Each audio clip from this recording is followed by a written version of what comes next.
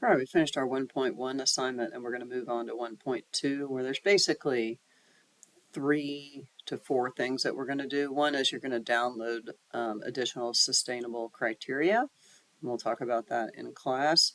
The other one is you're going to make some materials for the ceiling, the wall, and the floor based on your material selections from A1.1. And we're going to represent those in different ways and we're going to tag them. We're also going to take some information and enter it in this schedule, but we're also going to enter it into the material itself, and the schedule is going to read the material parameters and put them into the schedule. So when you see your sheet incomplete, it will look like this. I've already given you the walls, floors, and roofs basically, and you're going to create those materials, apply them, and then fill out some of the information here based on the sustainable criteria. So the first thing that you need to do is download, hopefully, a high resolution swatch of your material. So let's take a look at where you can get those. I'm sure you've done this before, but let's go ahead and get rid of that. Get rid of that. So I'm at the torrent tile, which is the wall material we're using, and if you scroll down, it gives you the swatches, for the different colors. And if you hover over the swatch, none of this to me is intuitive, but you will get like this little camera thingy. This is a very small swatch. It's like 400 by 400, so it's not very high resolution. You could use it depending on how nicely you needed the material to show up in your rendering. But if you click on this little guy right here, it will bring up another swatch over here that you can come into and download, right? So it's doing a visual search of basically the same thing. And I'm going to come in and right click and save this image here. And it's going to save it.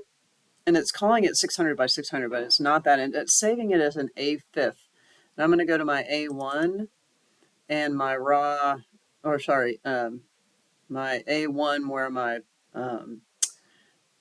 Revit file is, and go to the A2 raw data. And I'm going to save this as wall torrent material. And this is red 23, right? And it's saving it as an AFIF, which is a little weird. It's a newer version of the file. And so what I'm going to do with that is just go into Photoshop, and I'm going to go to Open, and I'm going to navigate to where that guy is in my raw data and pick it and open it, and it opens it up. I don't know why Photoshop does it, but it opens it up in this camera raw where you can adjust all this stuff. And you have to go to Open and Open as Copy, and then it will just open it in Photoshop. And then I will go to File, Save As. Oops, sorry. File, Save As, Copy. And I'll save that as a JPEG, right? It's hard to tell what format you're going to get things in. So you might have to translate it.